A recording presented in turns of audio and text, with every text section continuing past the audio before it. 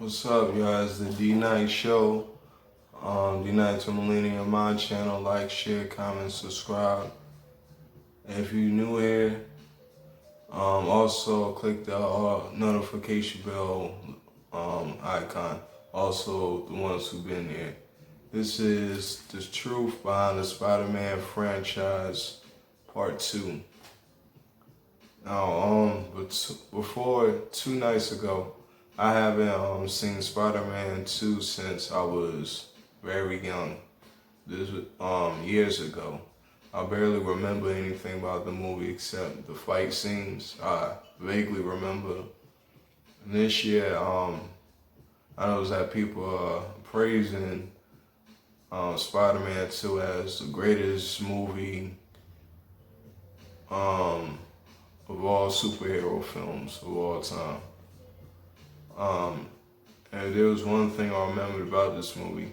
This wasn't even better than the first Spider-Man. I was 100% sure about that. And it comes to find out, when I watched this, it was one of the worst Spider-Man movies in the series. It was a train wreck all over the place. One of the most overrated sequels next to Godfather. The movie had some funny scenes, but it was too silly. The first one had also funny scenes, but you could take it a little more seriously.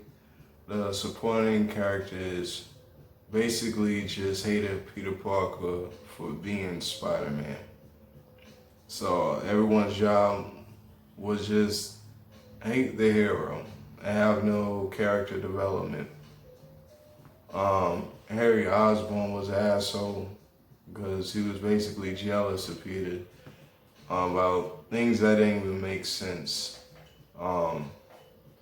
He hated Peter for not revealing who Spider-Man was because he was Spider-Man. He hated him for stealing MJ. This dude barely talked to Mary Jane in the first part. They talked about whatever. He tried to be all smart to her when they was on the field trip, but he didn't say anything to her. Peter was way more into her. She probably noticed Peter Parker way more. And he hated Peter for stealing the spotlight of his father. Cause he felt that he was gaining more attention than him. He really wasn't into anyone that's trying to overcome what he's doing. He was a very busy man.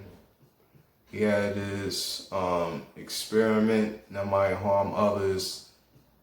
He didn't pay attention to something like that. But somehow Peter Parker was a shining star for him. But it still wasn't Peter's fault. So he just comes off as a hater and disrespects him at a party, putting hands on him. So in Spider-Man 2, you see that the development of Harry Osborn went backwards. He didn't even act like how he was in the first one.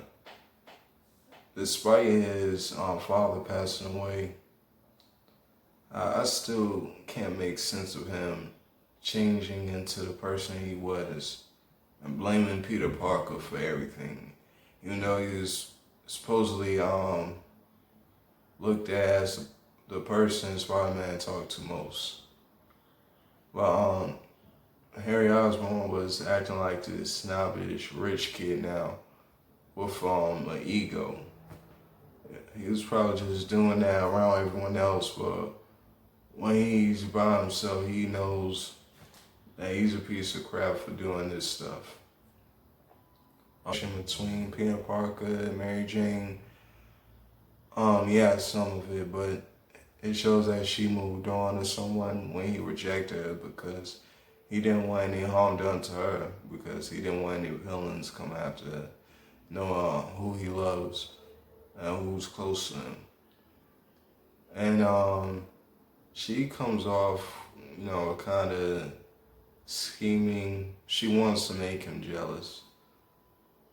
And but this is the best connection between Peter Parker and Mary Jane, better than the other connections and Andrew Griffin Spider-Man and Tom Holland Spider-Man. And that's what I want to address too. Tom Holland's relationship with Zendaya. Zendaya cannot be Mary Jane because she's not Mary Jane. You just picked up a Disney star and just underlined her name and chose her to be Mary Jane. It takes a special type of person to play this character. A lot of kids look up to Spider-Man and you want to do it right. And that's not hanging on at all. That's just picking a different person to play it. And just messing up the movie altogether. They completely screwed up the franchise. But Kirsten Dunst and Peter Parker, and not Peter Parker, Tobey Maguire, they had the best Spider-Man Mary Jane relationship, hands down. But overall, Spider-Man 2, the fight scenes were incredible. Everything else was ridiculous. So, Tobey Maguire, Alfred Molina, who played as Dr. Octopus, they killed it. It was what made the movie good, or what was left of it good. And that's the truth about Spider-Man 2. It is nowhere near the best. It's damn near the bottom of the Spider-Man series.